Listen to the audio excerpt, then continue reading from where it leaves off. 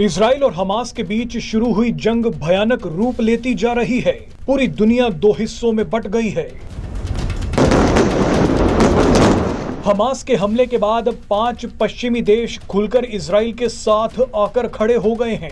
America, Britain, France, Italy और Germany ने Israel का समर्थन करते हुए कहा है कि इजराइल को अपनी रक्षा करने का पूरा अधिकार है। इन पांचों देशों ने साझा बयान जारी करके हमास की निंदा की है, लेकिन इन देशों को पता नहीं था कि रूस क्या करने वाला है। इजराइल और हमास जंग के बीच अब रूस की एंट्री हो गई है।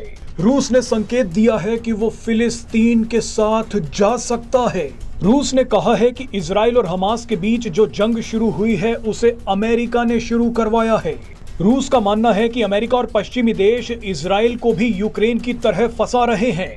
मिडिल ईस्ट में अपना दबदबा कायम रखने के लिए पश्चिमी देश इजराइल का इस्तेमाल कर रहे हैं। रूस ने कहा है कि अमेरिका अब भले ही इजराइल का साथ देने के लिए लड़ाकू जहाज और जंगी जहाज भेज रहा है, लेकिन ये सब कुछ एक दिखावा है। अमेरिका ने ही इजराइल पर हमला कराया और अब इजराइल के सामने अच्छा बनने के लिए इजराइल का ही समर्थन कर रहा है।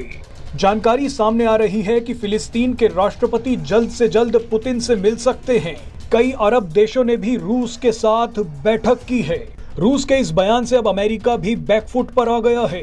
अमेरिका ने भी अब बोलना शुरू कर दिया है कि हम भी चाहते हैं कि हमास और इजराइल के बीच जंग जल्द से जल्द खत्म हो जाए, लेकिन अमेरिका ने जो गंदगी फैलानी थी वो फैला दी है।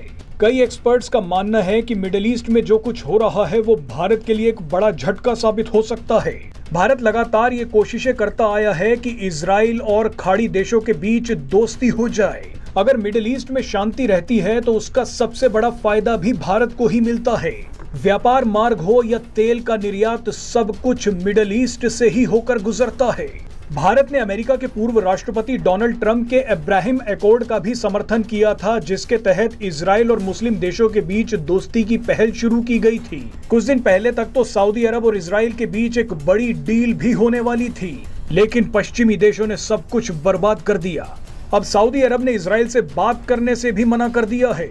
इसका सबसे बड़ा नुकसान ये होगा कि भारत से यूरोप तक जाने वाला India middle east Europe economic corridor अब लटक जाएगा।